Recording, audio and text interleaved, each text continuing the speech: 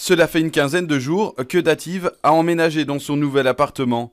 Un logement auquel elle a eu accès grâce à une garantie locative du CPAS. Impossible de trouver l'appartement ces jours-ci quand on n'a pas la garantie locative.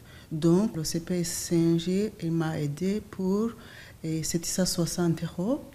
Et donc, c'est-à-dire 2 mois de loyer. Si Dative a eu de la chance, ce n'est pas le cas de tous. Aujourd'hui encore, face à des locataires bénéficiaires d'aide du CPAS, de nombreux propriétaires hésitent à louer leurs biens. Alors pour éviter toute discrimination, la région bruxelloise propose de nouvelles aides.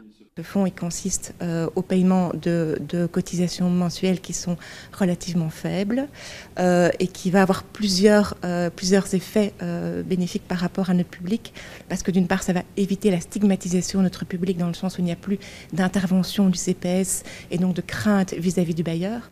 À côté de ce fonds, il existe un système de crédit avec un taux à 0%, un dispositif géré par les CPAS, mais dont les conditions sont aujourd'hui allégées.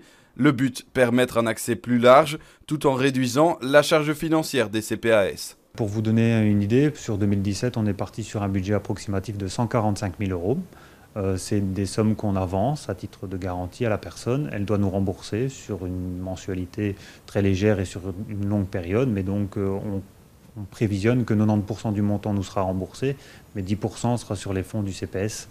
Chaque année, les CPAS enregistrent près de 3000 demandes liées à des garanties locatives.